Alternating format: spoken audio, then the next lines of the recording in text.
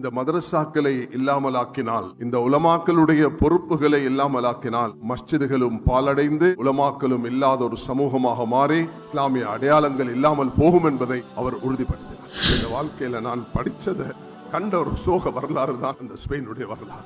நாம் இன்று ரபீஉல் அவ்வல் ரசூல் ஸல்லல்லாஹு அலைஹி வஸல்லம் பிறந்த வஃபாத்தாகிய அந்த மாதத்தில் இருக்கிறோம். நேற்றைய தினம் இந்த நாட்டில் பல பாகங்களிலும் பிறை தென்பற்றி நாம் 3வது மாதத்தில் நுழைந்திருக்கிறோம். இலங்கை மண்ணில் வாழ்ந்து கொண்டிருக்கிறோம். சிறுபான்மையினர்களாக வாழ்கிறோம். கௌரவமாக வாழ்ந்திருக்கிறோம். 1300 வருடத்தின் வரலாறை பெற்றிருக்கிறோம். ஒன்று ஹலால் சான்றிதழ். ஹலால் சான்றிதழ் வழங்கிக் கொண்டு இந்த நாட்டுக்கு முதலாவது 2002 இந்த நாட்டுக்கு கிடைச்சிருக்கக்கூடிய ஒரு பெரிய பாக்கியம் தான் இஸ்லாமிய பொருளாதாரம். இந்த இஸ்லாமிய பொருளாதாரத்தை இஸ்லாமிய வங்கி வடிவத்தில் அல்லாஹ் தஆலா தந்திருக்கிறார். பலப்படுத்துங்கள். உலமாக்களும் துறை சார்ந்தவர்களும் சேர்ந்து இதுக்கு பங்காளிகளாக மாறுங்கள். 2009 2007 நாங்க வெளியிட்ட அந்த பிரகடனங்கள், 2007 அது நபித்துவத்துடைய பிரகடனம், 2009 அது ஒற்றுமையின் பிரகடனம், 2012 இருந்து எங்களுக்கு நடந்த அந்த சோதனைகளை நாம் பொறுமை அஹ்லாக்குடனும் துஆவுடனும் விட்டுக் கொடுப்புடனும் குர்ஆன் மொழிபெயர்ப்புடனும் சகவாழ்வுடைய அந்த புத்தகங்களுடனும் தான் நாங்கள் முகம் கொடுத்தோமே தவிர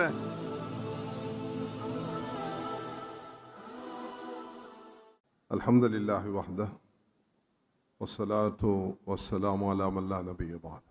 அம்மா பஅத். قال الله سبحانه وتعالى ومن يعظم شعائر الله فإنها من تقوى القلوب. சபை தலைவர் அவர்களே, மேடையில் வீற்றிருக்கும் கண்ணியமான உலமாக்களே, பெரியோர்களே, சகோதரர்களே, தாய்மார்களே, அல்லாஹ்வின் நல்லடியார்களே, 1877 ஆண்டு பிறந்த ஒரு மனிதர் தான் அல்லாமா இக்பால். அல்லாமா இக்பால் என்று சொல்லும் பொழுது உலகத்தில் எந்த மதத்தை சேர்ந்தவர்களாக இருந்தாலும் அவர்களை மிக மதிப்பார்கள். அவர்கள் 1938 ஆண்டில் லாகூர்ல மரணித்தார்கள், வஃபாத் ஆகினார்கள். அல்லாஹ் அவர்களுக்கு உயர்ந்த ஜன்னத்துல் ஃபிர்தௌஸ் நசீபாக்குவானாக. அவர் இந்த மதரசாக்கள் என்பது இது ஒரு வீண் வேலை, இது தேவையில்லாத வேலை. மதரசாக்களுடைய உருவாக்கம்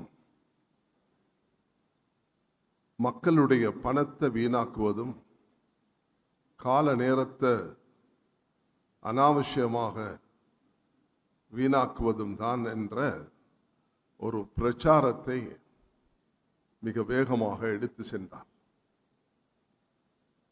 அவர் பிரிட்டனுக்கு சென்று கல்வி கற்றுக்கொண்டு இருக்கும் காலத்தில்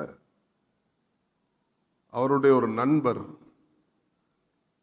அவருக்கு ஸ்பெயினுக்கு வருமாறு அழைப்பு கொடுத்தார். ஸ்பெயினுக்கு சென்ற அல்லாமா இக்பால் அவர்கள் அங்கு விஜயம் செய்து பார்த்த பொழுது மஸ்ஜிதுகள் அதான்கள் இல்லாத பல 100 வருடங்கள் ஆட்சி செய்த இஸ்லாமிய அந்த ஒரு சாம்ராஜ்யம் அப்படி அழிந்து போனதற்கு காரணம் என்ன என்பதை அவர் மிக ஆழமாக சிந்தித்தார். அதான் இல்லை, மஸ்ஜிதுகள் சர்ச்களாக மாற்றப்பட்டு விட்டன, முஸ்லிம்களுடைய அடையாளம் அழிக்கப்பட்டு முஸ்லிம்கள் சித்திரவதை செய்யப்பட்டு இஸ்லாமிய அடையாளங்கள் இல்லாத நிலைமை உருவாகுவதற்கு காரணம் என்ன என்பதை அவர் லாகூருக்கு ஒரு உரை நிகழ்த்தினார். அந்த உரையில் அவர் தன்னுடைய நிலைப்பாட்டை வெளிப்படுத்தினார்.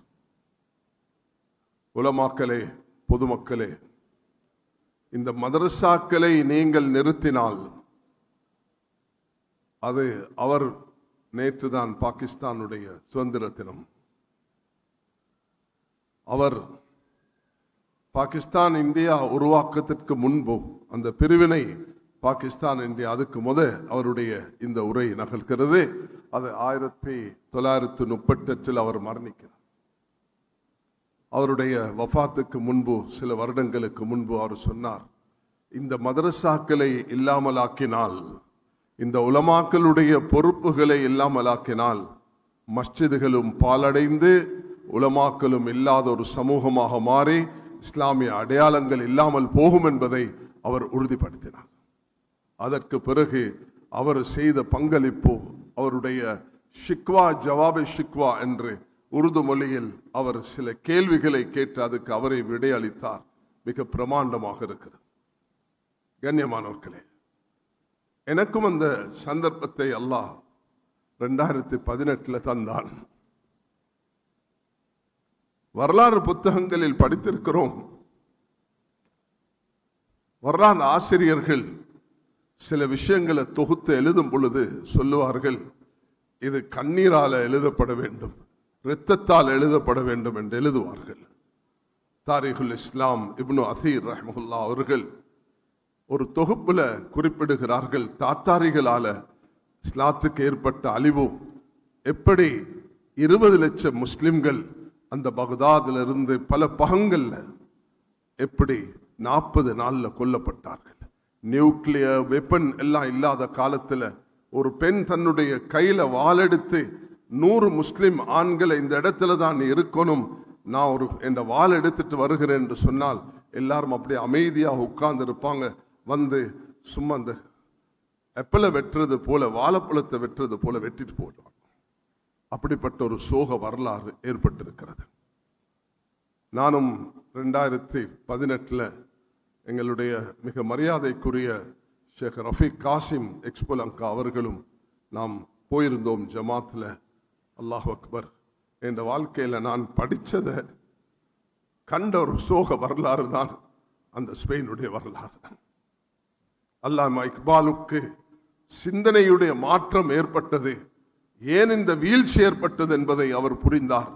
அவர் இந்தியாவில் ஒரு சந்தர்ப்பத்தில் அவர் குறிப்பிட்டார், ஏ முல்லாக்களே, பொதுமக்களே, குழந்தைகளுக்கு மக்தபுடைய பாடத்தை நிறுத்தி பாருங்க, சமூகமே அழிந்து போகும் என்று சொன்னார்.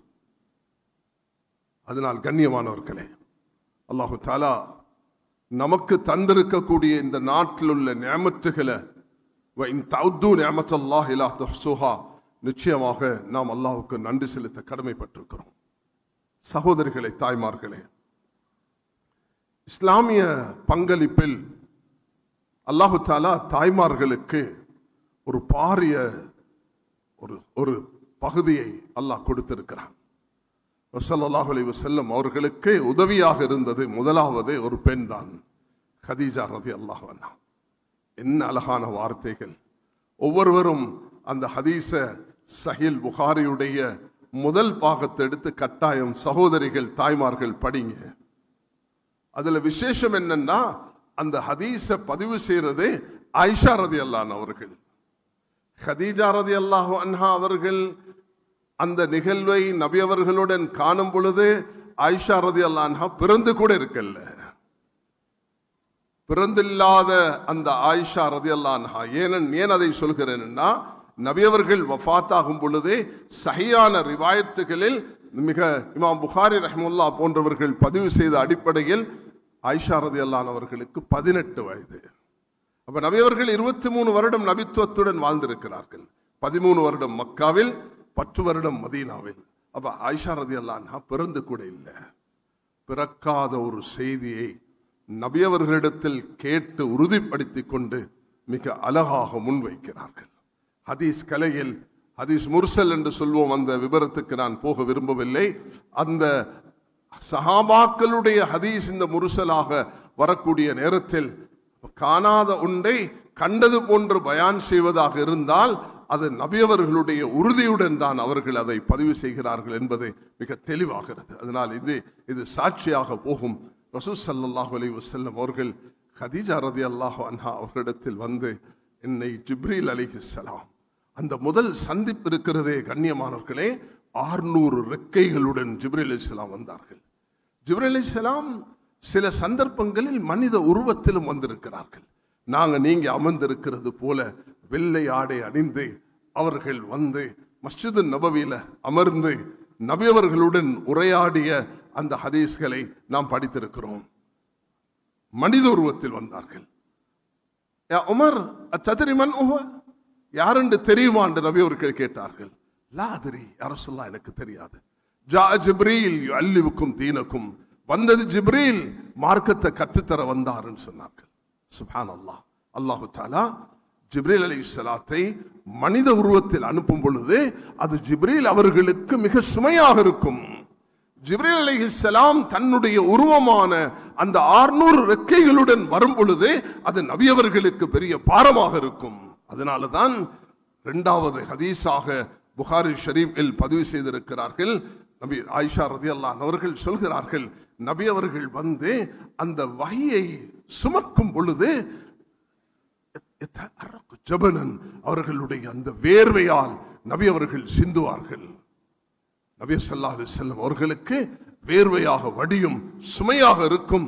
சில நேரத்தில் நான் நபி அவர்களை பார்த்திருக்கிறேன், அந்த வஹி வரக்கூடிய நேரத்தில் அவ்வளவு சுமையாக காலை வச்சா அப்படி கால் கீழே போற மாதிரி இருக்கும். நபி அவர்களுக்கு பெரும் சுமையாக இருக்கும்.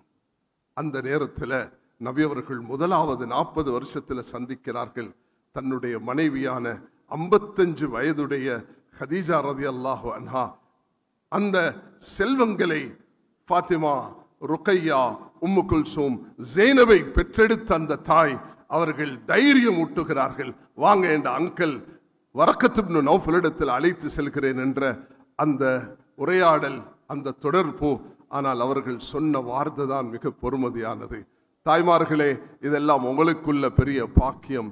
நீங்களும் அப்படிப்பட்ட தாய்மார்கள் தான் இன்றைக்கு ஒன்று சேர்ந்திருக்கிறீர்கள். உங்களுடைய பங்களிப்பு தான் இந்த மேடையிலும் இருந்து இந்த அரங்கில் அமர்ந்திருக்கும் எல்லோருமே உங்களுடைய பெற்றெடுக்கப்பட்ட குழந்தைகள் தான். அந்த தாய்க்கு அல்லாஹு தஆலா ஒரு முக்கியத்துவத்தை கொடுத்திருக்கிறான். ரசூல் ஸல்லல்லாஹு அலைஹி வஸல்லம் அவர்களை அரவணைத்த அந்த ஹலீமா சாதியாவை, நபி அவர்களை மிக பாசமாக அரவணைத்த உம்மு ஐமன் என்ற அந்த பெண்மணி இத்தோப்பியா ஹபஷாவை சேர்ந்தவர்கள். எனக்கு 2023 அந்த ஒரு ஜும்மா நடத்தக்கூடிய சந்தர்ப்பம் ஹபஷா இத்தோப்பியா மண்ணில் கிடைத்தது. அந்த நேரத்தில் நான் அந்த ஹுத்பாவை நிகழ்த்தும் பொழுது அங்குள்ள மக்களுக்கு சொன்னேன். அது எல்லோரும் அதை மிக பூரிப்புடன் ரசித்து அவர்களுடைய கண்களில் கண்ணீர் வரும் ஒரு காட்சியை நான் கண்டேன். அவர்களுக்கு நான் முன்வைத்தேன், நபி அவர்கள் மதீனாவுக்கு ஹிஜ்ரத் செய்வதற்கு முன்பு இந்த இத்தோப்பியா மண்ணுக்கு தான் தன்னுடைய அந்த ஈரக்குலை ருக்கையாவையும் உஸ்மானையும் நபி அவர்கள் அனுப்பி வைத்தார்கள். நபி ஸல்லல்லாஹு அலைஹி வஸல்லம் அவர்களுடைய மகள் ருக்கையாவையும் அந்த உஸ்மான் மருமகனையும் நபி அவர்கள் மக்காவில் இருந்து அந்த இத்தோப்பியாவுக்கு ஹபஷாவுக்கு நபி அவர்கள் அனுப்பும் பொழுது ஆனந்த கண்ணீர் ஒரு பக்கம், அதே நேரத்தில் கவலை, என் அன்பு குழந்தை விட்டு பிரிகிறேனே என்ற கவலை இருந்தது. ஆக மதீனாவுக்கு ஹிஜ்ரத் செய்வதற்கு முன்பு அல்லாஹு தஆலா தெரிவு செய்த பூமிதான் அந்த ஹபஷா இத்தோப்பியாவுடைய அந்த மண்ணில். ரசூல் ஸல்லல்லாஹு அலைஹி வஸல்லம் அவர்களுடைய குழந்தையும் மருமகனும் அங்கு போய் இஸ்லாத்தை அறிமுகப்படுத்தினார்கள். அல்லாஹு தஆலா அந்த பாக்கியத்தை அவர்களுக்கு நசீவாக்கினான். அங்கு பிறந்த 2 செல்வங்கள் தான், ஒன்று பிலால், அடுத்தது உம்மு ஐமன். பிலால் ரலியல்லாஹு அன்ஹு அவர்கள் அந்த பரம்பரையில் வந்தவர்கள், உம்மு ஐமன் அந்த பரம்பரையில் வந்தவர்கள். தன்னுடைய தாய் 7 வயதில் மௌத்தாகும் பொழுது அந்த அரவணைப்பை செய்த அந்த பெண்மணி உம்மு ஐமன் என்ற அந்த தாய் தான் உம்மு ஐமன். சுப்ஹானல்லாஹ். அல்லாஹு தஆலா நபி அவர்கள் மிக மரியாதை செய்யும் ஒரு தாயாக அவர்கள் இருந்திருக்கிறார்கள். அபூபக்கர், உமர் ரலியல்லாஹு அன்ஹு அவர்கள் நபியுடைய மரணத்துக்கு பிறகு சந்திப்பதற்கு அவர்கள் விஜயம் செய்ததை அந்த உம்மு ஐமன் என்ற தாயை போய் பார்க்கும் பொழுது அழுது கொண்டிருந்தார்கள். தாயே, ஏன் அழுகிறீர்கள்? நான் சொல்ல வேணுமா? எங்கள் அனைவருக்கும் பாசமான நாம் இன்று ரபீஉல் அவ்வல் ரசூல் ஸல்லல்லாஹு அலைஹி வஸல்லம் பிறந்த வஃபாத்தாகிய அந்த மாதத்தில் இருக்கிறோம். அல்லாஹு தஆலா நேற்றைய தினம் இந்த நாட்டில் பல பாகங்களிலும் பிறை தென்பற்றி நாம் 3வது மாதத்தில் நுழைந்திருக்கிறோம். ரபீஉல் அவ்வலுடைய இந்த ரசூல் ஸல்லல்லாஹு அலைஹி வஸல்லம் பிறந்த வஃபாத்தாகிய இந்த மாதத்தில் அல்லாஹ் எமக்கு இந்த நிகழ்வையும் செய்யக்கூடிய பாக்கியத்தை தந்திருக்கிறான். உம்மு ஐமன் அவர்கள் அழுதுட்டு சொன்னார்கள், நபியுடைய மரணம் என்பது அது கவலைதான். ஃபாத்திமா ரலியல்லாஹு அன்ஹா தேவைகளை பட்ட கஷ்டங்களை இங்கு முன்வைத்திருக்கிறார்கள். அல்லாஹ் அவர்கள் அனைவர்களுக்கும் மேலான கூலிய நசீபாக்குவானாக. அல்லாஹ் உயர்ந்த பாக்கியங்களை நசீபாக்கி மகாசின்களாக வெளியாகக்கூடியவர்களுக்கு அல்லாஹ் உயர்ந்த பாக்கியத்தையும் அந்த சிறப்புடைய நன்மைகளையும் அல்லாஹ் தந்து அவர்களை கொண்டு வேலை வாங்கிக் கொள்வானாக. நான் தாய்மார்களே உங்களை விழித்தவனாக, குறிப்பாக நிகழ்வில் இன்று எந்த நிலைமைக்கு தள்ளப்படுகிறார்கள் என்பதை உலகம் பார்த்து கொண்டிருக்கிறது. ஆனால் உலமாக்கல் என்ற அடிப்படையில் நாம் எடுத்த நிலைப்பாடு வித்தியாசமானது. நாம் செய்தது அரசியல் அல்ல, நாம் பேசியது குர்ஆன், நாம் பேசியது ஹதீஸ், நாம் பேசியது நபியுடைய வாழ்க்கை, சஹாபாக்களுடைய முன்மாதிரியே நாம் பதிலாக கொடுத்தோம். ஆயிஷா ரலியல்லாஹு அன்ஹா அவர்களை அவதூறு பேசிய நேரத்தில் சூரத்து நூறுடைய 13 ஆயத்துகளை அல்லாஹ் இறக்கி அழகாக அவர்கள் எப்படி தூய்மையானவர்கள் என்பதை அல்லாஹ் எடுத்து கூறினான்.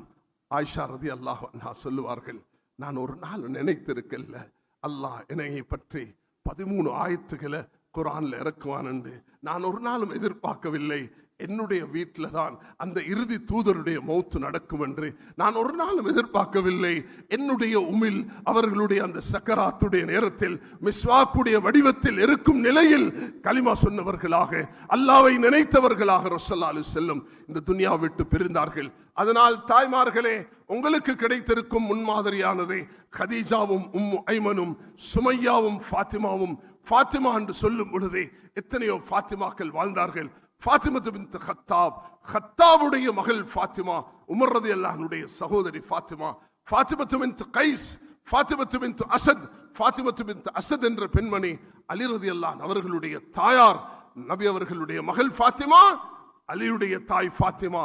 இந்த 2 பேருக்கும் இருந்த மாமி மருமகளுக்கு இருந்த உறவை நாங்கள் முன்மாதிரியாக எடுத்துக்கொள்ள வேண்டும். அதனால் இந்த நாட்டில் மிக மக்களால் பேசப்படும் ஒரு இமாம் தான் இமாம் ஷாஃபி ரஹ்மத்துல்லாஹி அலைஹி அவர்கள், இமாம் புகாரி ரஹ்மத்துல்லாஹி அவர்கள். இந்த 2 பேரும் சிறு வயதில் தகப்பனை இழந்து அனாதைகளாக வளர்ந்தார்கள். அல்லாஹ் இந்த 2 பேரையும் 2 கிரீடங்களாக உலகத்தில் முன்னாக வைத்திருக்கிறான். இலங்கை மட்டுமல்ல, உலக நாடுகளில் இமாம் ஷாஃபி ரஹ்மத்துல்லாஹி அவர்கள், அதே நேரத்தில் இமாம் புகாரி ரஹ்மத்துல்லாஹி அலைஹி. சுப்ஹானல்லாஹ், 1986ஆம் ஆண்டு சஹீல் புகாரியுடைய அந்த ஹதீஸ் பாடத்தை நான் படிக்கும் பொழுது என் மனசில் ஒரு ஆசை இருந்தது. யா அல்லாஹ், இமாம் புகாரி அவர்கள் பிறந்து மௌத்தாகிய அந்த பூமிக்கு போக வேண்டும் என்று. இந்த வருடம் 2026 40 வருடங்களுக்கு பிறகு அல்லாஹ் எனக்கு அந்த பாக்கியத்தை தந்தான். நான் இந்த மே மாசம் அந்த ஊருக்கு நாங்கள் ஒரு 4-5 உலமாக்கள் அங்கு போயிருந்தோம். இமாம் புகாரி ரஹ்மத்துல்லாஹி அவர்கள் மரணித்திருக்கும் அந்த இடமும் மதீனாவுக்கும் சுமார் 4000 கிலோமீட்டர் தூரம். சிந்தித்து பாருங்கள், அனாதையான இந்த பிள்ளையை சுமந்து கொண்டு மதீனா மக்கா வரைக்கும் சென்று அந்த அரவணைப்புடன் அந்த தாய் செய்த தியாகத்துடன் பிரதிபலன் தான் இமாம் புகாரி ரஹ்மத்துல்லாஹி அவர்களுடைய உருவாக்கமாக இருக்கிறது. அதுபோன்றுதான் கஸ்ஸா இன்று நெருப்பால் எரிந்து கொண்டிருக்கிறது. நாங்கள் எல்லோரும் கவலையோடு இருக்கிறோம். உலகத்தில் முஸ்லிம்களுடைய 3 4 பங்காக இருந்தும் ஒன்றும் செய்து கொள்ள இயலாத ஒரு சூழ்நிலைமையில் நாம் இருக்கிறோம். இமாம் ஷாஃபி ரஹ்மத்துல்லாஹி அவர்களை அவருடைய தாய் அந்த கஸ்ஸால தான் பெற்றெடுத்தார்கள். தன்னுடைய தகப்பனை எழுந்த அந்த இமாம் ஷாஃபி அவர்களை சுமந்து கொண்டு மக்காவுக்கும் மதீனாவுக்கும் அந்த தாய் வந்திருக்கிறார்கள். தாய்மார்களை பற்றி சொல்வதாக இருந்தால் நீடித்துக் கொண்டே போகும். அன்பு சகோதரிகளே, தாய்மார்களே, இவைகளை படிப்பினையாக எடுத்து எங்களுடைய வாழ்க்கையை நாம் முன்மாதிரி உள்ளதாக ஆக்கிக்கொள்ள முயற்சி எடுக்க வேண்டும் என்று சொல்லிக்கொள்ள விரும்புகிறேன். நான் இந்த வளாகத்துக்குள் நுழையும் பொழுது எனக்கு மர்ஹூம் அஷ்ரப் அவர்கள், நானும் அவரும் சேர்ந்து அவருடைய இறுதி ஹஜ் என்னுடன் தான் அவர்கள் தவாஃபும் சையும் தவாஃபுல் வதாவை செய்தது எனக்கு ஞாபகம் வந்தது. நான் அவரை மறக்கக்கூடாது என்பதற்காக வேண்டி நான் அதையும் இங்கு அல்லாஹ் அவருக்கு ஜன்னத்துல் ஃபிர்தௌஸை, உயர்ந்த அந்த இடத்தை அல்லாஹ் நசீபாக்குவானாக. கண்ணியமானவர்களே, மதரசாக்கள் ஊடாக நாம் உருவாக்க விரும்புவது என்ன என்பதை மகாசினுள்ளும் டிஸ்பிளே பண்ணி காட்டியிருக்கிறார்கள். இன்று வெளியாகக்கூடிய இந்த மாணவர்கள் எதிர்கால சொத்துகளாக வர வேண்டும். 95% மதரசாக்களில் முந்தி சொல்லப்பட்ட அந்த குற்றச்சாட்டுகள் அது மாற்றப்பட்டு அது உயர் கல்வி படிக்கும் பொழுது மாஷா அல்லாஹ் மார்க்க கல்வியோட துறை சார்ந்தவர்கள் உருவாக்கப்படுவதற்கு எல்லா ஏற்பாடுகளும் மதரசாக்களில் O level advance level Colombo மர்கஸுக்கு போய் பார்த்தீங்க என்று சொன்னாலும் வெள்ளிக்கிழமை மாலையிலிருந்து முழு சனிக்கிழமையும் அங்கே இந்த ஓ லெவல் அட்வான்ஸ் லெவலுடைய அந்த பயிற்சி நடந்து கொண்டிருக்கிறது. அல்ஹம்துலில்லாஹ். இலங்கையில ஏற்பட்ட சில சோதனைகள் எங்களுடைய எதிர்கால மாற்றத்துக்கு அது காரணமாக அமைந்திருக்கிறது.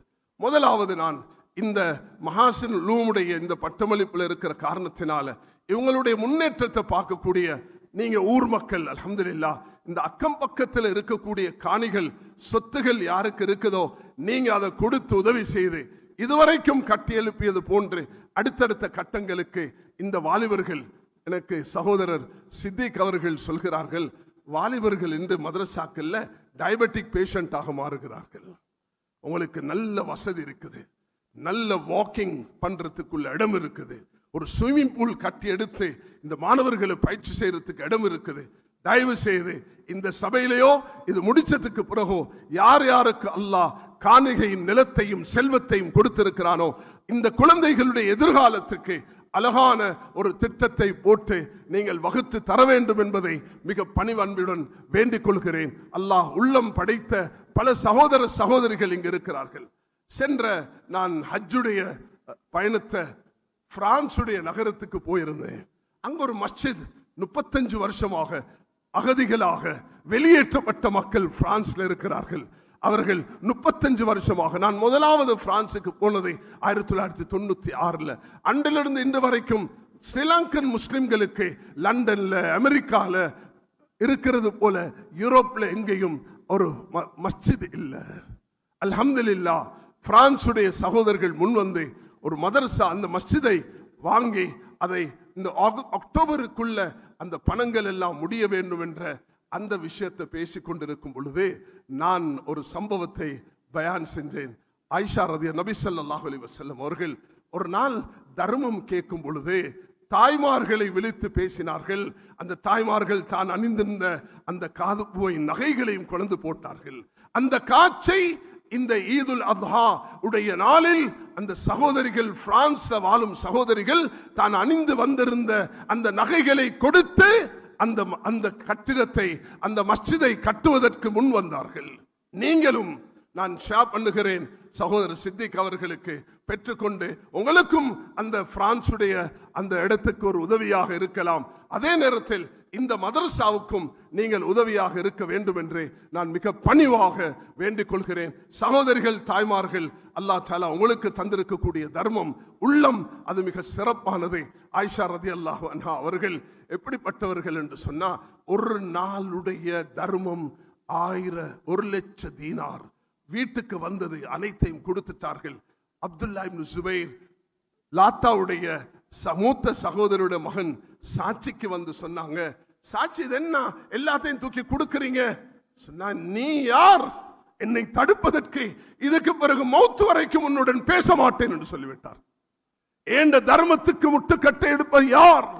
நான் வாழ்ந்தது நபி அவர்களுடன், அவர்கள் கொடுப்பதை கண்டிருக்கிறேன் என்று சொன்னார்கள். ஆயிஷா ரலியல்லாஹு பல மாதங்கள் பேசுவதை நிறுத்திவிட்டார்கள். மிக சிரமப்பட்டு மதீனாவில் உள்ள மூத்த உலமாக்கள் வந்து மன்னிப்பு கேட்க வைத்து உள்ளே அனுப்பிதான் அவர்கள் தன்னுடைய சத்தியத்தை முறித்தார்கள். சத்தியத்தை முறித்ததும் ஆயிஷா ரலியல்லாஹு அன்ஹா 2600 ஹதீஸ்களை மனனம் செய்த அந்த தாயை பற்றியே இந்த மண்ணில் இருக்கக்கூடிய உலமாக்கள், ஹாஷிம் சூரி ஹசரத், ஆதம்பா ஹசரத் அவர்கள், அமீன் ஹசரத் அவர்கள், நீங்க எல்லாரும் சேர்ந்து ஒரு மகாநாள் நடத்த வேண்டும், பெண்களுக்கு அறிவிக்க வேண்டும் ஆயிஷா ரலியல்லாஹு அன்ஹுடைய வாழ்க்கை என்ன என்பதை, அவர்கள் செய்த தியாகம் என்ன, அவர்கள் பட்ட கஷ்டம் என்ன, சிறு வயதில் எப்படி அவர்கள் இந்த சுமையை சுமந்து உம்மத்துக்கு சொன்னார்கள். இல்லற வாழ்க்கையில வரக்கூடிய பிரச்சனைகள்ல சஹாபாக்கள் கலந்துரையாடுவார்கள். அந்த நேரத்தில் சுப்ஹானல்லாஹ் சஹாபாக்கள் சொல்லுவாங்க, இதெல்லாம் நீங்க பேசுற விஷயம் இல்ல, அனுப்புங்க தாயிடத்துல, தாய் சொல்லி தருவார்கள், அவர்கள் சொல்லுவார்கள் இல்லற வாழ்க்கையில ஃபத்வாக்கள் எப்படி அமைய வேண்டும் என்று. கண்ணியமானவர்களே, அல்லாஹ் தஆலா எமக்கும் அந்த பாக்கியத்தை தர வேண்டும். நாங்கள் அந்த உண்மையான அந்த தன்மைகளை புரிந்து கொள்ள வேண்டும். அத்தோடு பட்டமளிப்பு பெற்று 66 ஆலிம்கள் வெளியாகிறீர்கள். நாங்க விரும்பல நீங்க துபாயிலையும் கத்தர்லையும் குவைத்திலையும் போயிட்டு தொழில் செய்யறதுக்கு இல்லை இந்த மதரசாக்கள் உங்களை உருவாக்கினது. அல்லாஹு தஆலா பலருக்கும் தீனுக்காக பல இந்த மேடையில் வீற்றிருக்கும் மூத்த உலமாக்களுக்கு பல ஆஃபர்கள் வந்துருச்சு. அங்க வாங்க இங்க வாங்க. இல்ல இந்த மண்ணில் இருந்து நாம் இந்த மதரசாக்கள் மஸ்ஜிதுகள் மக்தபுகள் இதில் இருந்து கொண்டு துறை சார்ந்தவர்களாக மாறி எப்படி வருமானத்தை பெற்றுக்கொண்டு தைரியமாக கண்ணியமாக எங்களுடைய தொழில்களில் ஈடுபட முடியுமோ அல்ஹம்துலில்லாஹ். அதுக்கு உங்களுடைய ஃபவுண்டரான மௌஜூத் ஹஜரத் அவர்களும் ஷேக் சாஜித் அவர்களும் அவருடைய இந்த நிர்வாகிகள் மாஷா அல்லாஹ் அழகாக இந்த நிர்வாகிகளும் அவருடைய தலைவரும் அதனுடைய எல்லோரும் சேர்ந்து வழிகாட்டுகிறார்கள். இந்த வழிகாட்டலை பெற்று எதிர்காலத்தில் ஏராளமான பகுதிகள் இருக்கின்றன. அவைகளில் நீங்க உங்களை துறை சார்ந்தவர்களாக மாற்றிக்கொண்டு எங்க போனாலும் இந்த மதரசாவையும் மஸ்ஜிதையும் மக்தபுகளையும் இந்த ஹிதுமத்தை மறந்துடக்கூடாது என்று நான் வேண்டிக் கொள்ள விரும்புகிறேன். அதே நேரத்தில் பெற்றோர்களே, சகோதரிகளே, தாய்மார்களே, இந்த ஹாஃபிஸ்களை ஆலிம்களை பட்டம் பெற்று வெளியாக்கக்கூடிய பாக்கியத்தை அல்லாஹ் தந்திருக்கிறான். இலங்கைக்கு அல்லாஹ் தந்திருக்கக்கூடிய ஒரு பாக்கியம்தான் 6-7 வயது 8 வயது பிள்ளைகளும் குர்ஆன் மனனம் செய்கிறார்கள். அல்லாஹு தஆலா சொல்கிறான், இன்னா நஸல்னா திக்ர வ இன்னா லஹு லஹாஃபிதூன். நாமே இதை இறக்கிருக்கிறோம், நாமே இதை பாதுகாப்போம் என்று அல்லாஹு தஆலா இந்த இடத்துல குறிப்பிடுகிறான். அதனால் அல்லாஹ் எங்களை பயன்படுத்துவதாக இருந்தால் அதுக்கு எப்பொழுதும் நன்றி உள்ளவர்களாக நாங்கள் இருக்க வேண்டும். மதரசாக்களை மதிக்க வேண்டும், மதரசாக்களுடைய ஹிதுமத்துகளை மதிக்க வேண்டும், உலமாக்களை மதிக்க வேண்டும், உலமாக்கள் மஸ்ஜிதுகளுக்கு நேரம் கொடுக்க வேண்டும். கண்ணியமானவர்களே, குர்ஆனுடைய 4 சூறாக்கள் சூரத்துல் இக்லாஸ், சூரத்துல் கௌசர், சூரத்துல் அஸ்ர், சூரத்துல் நஸ்ர், இந்த மஹாசினுல் உலூமுடைய இந்த முதல் பட்டமளிப்பு விழாவில் ஒரு பாக்கியமாக உங்களுக்கு நான் இதை தர விரும்புகிறேன். அதுதான் சூரத்துல் இக்லாஸ், குல் ஹுவல்லாஹு அஹத், சூரத்துல் கௌசர், இன்னா ஆதைனாக்கல் கௌசர், சூரத்துல் அஸ்ர் வல் அஸ்ர் இன்னல் இன்சான லஃபீ குஸ்ர், சூரத்துல் நஸ்ர் இதா ஜாஅ நஸ்ருல்லாஹ் என்று இந்த 4 சூறாக்கள். சூரத்துல் இக்லாஸ் ஏகத்துவம், அல்லாஹ்தான் அனைத்தையும் படைத்து பராமரிக்கக்கூடிய ரப். சூரத்துல் கௌசர் நபியுடைய மகத்துவம், நபியுடைய அன்பு, நபிக்கு வழிபடுதல், நபியுடைய அந்த மகத்துவத்தை ஷமாயிலு திர்மிதி நாம் ஜமியத்துல் உலமா ஊடாக நாடெல்லாம் மஸ்ஜிதுகளில் நேற்று எனக்கு இரவு கல்முனை அந்த மஸ்ஜிதில் அதை ஆரம்பித்து வைக்கக்கூடிய பாக்கியத்தை அல்லாஹ் தந்தான். ஷமாயில் முஹம்மதியா 415 ஹதீஸ்களை இமாம் திர்மிஸி ரஹ்மத்துல்லாஹி அவர்கள் தொகுத்து தந்திருக்கிறார்கள். தமிழிலும் அது மொழிபெயர்க்கப்பட்டிருக்கின்றன. அதை தயவு செய்து வாங்கி தர்மமாக ஏழை எளியவர்களுக்கு கொடுத்து அந்த ஒரு சிறிய நூல் ஒவ்வொரு வீட்டிலையும் இருக்க வேண்டும். சூரத்துல் கௌசர், சூரத்துல் அஸ்ர். அல்லாஹ் எங்கள் அனைவர்களும், தாய்மார்களே, சகோதரிகளே, சகோதரர்களே, பெரியார்களே, இன்று மஹாசினுல் உலூம் எமக்கு தரும் பாடம் சூரத்துல் அஸ்ர். இமாம் ஷாஃபி ரஹ்மத்துல்லாஹி அவர்கள் சொல்கிறார்கள், இந்த சூரத்து மட்டும் இறங்கியிருந்தால் போதும் இந்த உம்மத்துக்கு வழிகாட்டுவதற்கு. ஈமான், நல்லமல்கள், உண்மையை போதித்து பொறுமையை போதிக்கும் ஒரு சமூகமாக நாம் திகழ வேண்டும் என்பதுதான் இந்த சூரத்துடைய அடிப்படையாக இருக்கிறது. இறுதியாக இந்த சூரத்துன் நஸ்ர், இதா ஜாஅ நஸ்ருல்லாஹி வல் ஃபத், சாரி சாரியாக மக்கள் தீனின் பக்கம் நுழைவார்கள் என்பதை இந்த சூரத் எடுத்து சொல்கிறது. அதனால் இலங்கை மண்ணில் வாழ்ந்து கொண்டிருக்கிறோம், சிறுபான்மையினர்களாக வாழ்கிறோம், கௌரவமாக வாழ்ந்திருக்கிறோம். 1300 வருடத்தின் வரலாறை பெற்றிருக்கிறோம்.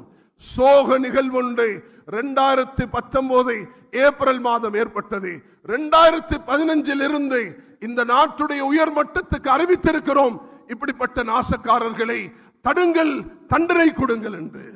அவர்களுடைய அந்த அனாவசியமான பொடுப்போக்குதான் என்ன காரணமோ தெரியாது, அவர்களுக்கு வந்த அந்த நாசக்கார சிந்தனைகள் தான் இன்றைக்கு இந்த நாட்டை இந்த நிலைமைக்கு தள்ளியிருக்கிறது. சிந்தித்து பாருங்கள். நான் 2 விஷயத்தை ஞாபகப்படுத்த வேண்டும். ஒன்று, ஹலால் சான்றிதழ். ஹலால் சான்றிதழ் வழங்கிக் கொண்டு இந்த நாட்டுக்கு முதலாவது 2002 நீங்க பார்லிமெண்ட்லயா ரிஷான்? 2002 ஜமியத்துல் உலமா கிட்ட ஹலால் சான்றிதழ் வழங்க கேட்டதே பார்லிமெண்ட் தான். பார்லிமெண்ட் தான் கேட்டார்கள், நாங்க போகல. ஜமியத்துல் உலமாட்ட கேட்டுட்டு பார்லிமெண்ட்ல ஜமியத்துல் உலமா ஹலால் சான்றிதழ் கொடுத்து இந்த நாட்டுடைய பொருளாதாரம் 2013 நாங்க அதை விட்டுட்டு வெளியே வரும் பொழுது $1.5 மில்லியன் வருமானம் இருந்தது. ஜம்மியாவுக்கு அல்ல, இந்த நாட்டுக்கு. ஆனால் அதை துஷ்பிரயோகம் செஞ்ச காரணத்தினால் 2021 ஜீரோக்கு போச்சு. இன்றைக்கு திரும்ப அல்ஹம்துலில்லாஹ் நாங்க கையாண்ட யுக்தி, நாங்க அந்த தூர் நோக்கோட செய்த முயற்சி, அல்ஹம்துலில்லாஹ் அல்லாஹு தஆலா உயர்ந்த இடத்துக்கு அல்லாஹ் ஹலாலை கொண்டு திரும்ப இந்த நாட்டுக்கு வருமானம் வரக்கூடிய நிலைமை ஏற்படுத்தியிருக்கிறான். அந்த நேரத்திலும் ஜமியத்துல் உலமா 13 லட்சம் தான் அதுல இருந்து எடுத்தது. யூடியூப்ல போயிட்டு பாருங்க, ஜான் கீல்ஸ் உடைய முந்தைய சேர்மன் சுசந்த ரத்நாயக்க கிட்ட கேட்கப்பட்டது, ஜமியத்துல் உலமாக்கு என்ன கொடுக்கறீங்க? அவர் சொல்றார், பீனட்ஸ். நாங்க பீனட்ஸ் தான் கொடுக்கிறோம் சார், யூடியூப்ல இருக்கிறது. அதனால கண்ணியமானவர்கள், இரண்டாவது இந்த நாட்டுக்கு கிடைச்சிருக்கக்கூடிய ஒரு பெரிய பாக்கியம் தான் இஸ்லாமிய பொருளாதாரம். இன்று இஸ்லாமிய பொருளாதாரத்தை மேம்படுத்துவதற்காக வேண்டி உலமாக்கள் அல்ஹம்துலில்லாஹ் இந்த யூனிவர்சிட்டியும் அதுக்கு ஒரு பாரிய பங்களிப்பு செய்து கொண்டிருக்கிறார்கள். இலங்கைக்கு முதலாவது வந்த முஃப்தி தகி உஸ்மானி ஹஃபிதஹுல்லாஹ் அவர்களுடைய ஒரு புத்தகம் இருக்கிறது, இன்ட்ரோடக்ஷன் டு இஸ்லாமிக் ஃபைனான்ஸ். ஒரு சகோதரர் அவருடைய அனுமதி எடுத்து அதை மொழிபெயர்த்து கொண்டிருக்கிறார். இங்க இருக்கக்கூடிய அவருடைய பேர் ஞாபகத்துக்கு வருதில்லை, அவர் அதை செய்து கொண்டிருக்கிறார். அது தமிழில் வெளியாக்கப்பட வேண்டும். உலமாக்களே, துறை சார்ந்தவர்களே, இந்த எப்படி MMDA எங்களுக்கு கிடைச்சிருக்கிறதோ அது போல ஒன்றுதான் இந்த இஸ்லாமிய பொருளாதாரத்தை இஸ்லாமிய வங்கி வடிவத்தில் அல்லாஹ் தஆலா தந்திருக்கிறான். பலப்படுத்துங்கள். உலமாக்களும் துறை சார்ந்தவர்களும் சேர்ந்து இதுக்கு பங்காளிகளாக மாறுங்கள். அல்லாஹ் நிச்சயமாக இதை கொண்டு கயிர்களை ஏற்படுத்துவான். இறுதியாக ஜமியத்துல் உலமாவுடைய சில தூதுகள் இருக்கின்றன. அதுல 2 விஷயத்தை மட்டும் சொல்கிறேன். ஒன்று ஒற்றுமை பிரகடனம். 2009 2007 நாங்க வெளியிட்ட அந்த பிரகடனங்கள் 2007 அது நபித்துவத்துடைய பிரகடனம், இறுதி நபித்துவத்துடைய பிரகடனம். 2009 அது ஒற்றுமையின் பிரகடனம். 2012 எங்களுக்கு எதிராக சூழ்ச்சி செய்து வரக்கூடிய நேரத்தில் கொல்லப்பட்டு பள்ளியில அந்த நேரத்தில் உள்ள அரசியல்வாதிகள் அனைவர்களையும் அழைத்து பிப்ரவரி மாதம் 8ஆம் தேதி திரையில் இட்டு காண்பித்தோம். பாருங்கள் என்ன நாசத்தை செய்ய போகிறார்கள் என்று.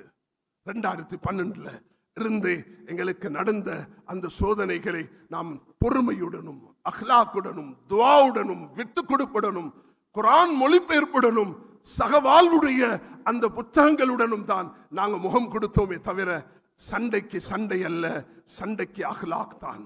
ரசூலுல்லாஹி அலைஹி வஸல்லம் அவர்களை பார்த்து உலகத்திலே வெறுப்பான முகம், வெறுப்பான மார்க்கம், வெறுப்பான பூமி மதீனா என்று சொன்ன சுமாமா 3 நாள்ல மாறினார்.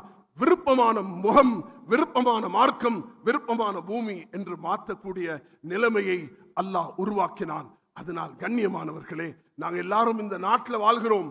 அதனால் இந்த சகவாழ்வு என்பது கொஞ்ச நேரத்துக்கு எடுத்துட்டு விடுறதுக்கு அல்ல, எல்லா நேரத்திலையும். அதுல நாங்க முஸ்லிம்கள் செறிந்து வாழக்குள்ள ஒரு சிலர் அந்நியர்கள் இருப்பார்கள், அலட்சியம் செய்ய வேண்டாம். அவர்களுடன் பேசி உரையாடி இந்த விஷயத்தில் ஈடுபடுங்க. கண்ணியமான மாணவர்களே, ஜமியத்துல் உலமாவுடைய அங்கத்துவம் பெற்று சிறப்பான வாலிபர்களாக நீங்க மாற வேண்டும், சிறந்த துறை சார்ந்தவர்களாக மாற வேண்டும் என்று சொல்லிக்கொண்டு அல்லாஹ்வுடைய பாதையில் நாம் 3 வருடங்கள் உலமாக்கள் வெளியாக வேண்டும் என்ற ஒரு தூதையும் சொல்லி வருகிறோம். அதிலையும் நீங்கள் பங்காளியாக இருந்து சிறந்த முன்மாதிரியான ஆலிம்களாக வர வேண்டும். யாரெல்லாம் இந்த மதரசாவுக்கு பணத்தாலும் பொருளாலும் உதவி செய்து கொண்டிருக்கிறீர்களோ நிறுத்த வேண்டாம். இன்று நாம் எதிர்பார்ப்போம், இன்ஷா அல்லாஹ் சந்தோஷமாக இந்த மதரசாவை நல்ல நிலைமைக்கு கொண்டு வருவதற்கு சகோதரிகள் ஆலிமாக்கள் 3 பிள்ளைகள் ஆலிமாக்கள் பட்டம் பெற்று வெளியாகிறார்கள். 3 பேர் ஹாஃபிதாக்கள் ஹிஃபில் செய்து கொண்டு வெளியாகிறார்கள். உங்களுக்கு ஒரு சின்ன நன்மாராயத்தை சொல்கிறேன். மதீனா வாழ்ந்த ஒரு பெண்மணி தான் உம்மு வரக்கா. நபி கிட்ட வந்து சொன்னாங்க, யா ரசூலல்லாஹ், நான் ஷஹீதாக வேண்டும், உமர் ரலியல்லாஹு அன்ஹு ஆட்சி காலத்துல கதவை தட்டினார்கள், சத்தம் இல்லை. குர்ஆன் ஓதும் சத்தம் கேட்கும், அன்று சத்தமே இல்லை. திறந்து பார்த்தால் தூக்கிலிடப்பட்டிருந்தார்கள். அவருடைய பேர் உம்மு வரகா. மதீனாவில் குர்ஆனை மனனம் செய்த பெண்மணி. உமர் ரலியல்லாஹு அன்ஹு அழுதார்கள், ஒரு பக்கம் சந்தோஷப்பட்டார்கள். தாயே, நீ கேட்டு பெற்றுக் கொண்டாய், ஆனா கவலை, என்னுடைய ஆட்சியில் இப்படிப்பட்ட ஒரு நிகழ்ச்சி நடந்திருக்கின்ற கவலைப்பட்டார்கள். சகோதரிகள், தாய்மார்கள், மாஷா அல்லாஹ், குழந்தைகளை ஹாஃபிஸ் ஆக்குறது போல ஆலிமாக்களும் ஆக்கி சிறந்த ஒரு சமூகத்தை கட்டி எழுப்ப அல்லாஹ் நம் அனைவர்களுக்கும் தௌஃபீக் செய்வானாக. அல்லாஹ் இந்த அமர்வை ஏற்றுக்கொண்டு எதிர்கால சந்ததிகளுக்கு அல்லாஹ் கைரையும் பரக்கத்தையும், இந்த நாட்டில் உள்ள எல்லா மதரசாக்களும், அது கிழக்கில் இருக்கக்கூடிய, அது கொழும்பில் இருக்கக்கூடிய, கண்டில் இருக்கக்கூடிய, இந்த நாட்டுடைய எல்லா பகுதியிலும் இருக்கக்கூடிய மதரசாக்களை அல்லாஹ் பாதுகாத்து நல்ல சக்தி உள்ள ஒரு மதரசாக்களாக மாற்றி, உலமாக்களும் 10,000 15,000 உலமாக்கள் எல்லோரும் துறை சார்ந்தவர்களும் சேர்ந்து, துறை சார்ந்தவர்களும் உலமாக்களும் வேறு வேறாக பிரியக்கூடாது. மஹாசின் உலூம் அதுக்கு ஒரு முன்மாதிரியாக இருக்கிறது. துறை சார்ந்தவர்கள் உலமாக்கள் சேரும் பொழுதுதான் இந்த நாட்டில் நாங்கள் தைரியமாக நல்ல முறையில் மற்றவர்களுடைய தயவுல அல்ல, அல்லாஹ் எங்களுக்கு தந்திருக்கக்கூடிய பாக்கியங்களை பெற்று சிறந்த அரசியல்வாதிகளை, சிறந்த நல்ல துறை சார்ந்தவர்களை உருவாக்கி அல்லாஹ் இந்த மண்ணில் நல்லதை செய்ய கிருபை செய்வானாக. வாஹிர் தாவானா அல்ஹம்துலில்லாஹி ரப்பில் ஆலமீன். வஸ்ஸலாமு அலைக்கும் வரஹ்மத்துல்லாஹி வபரகாத்துஹு.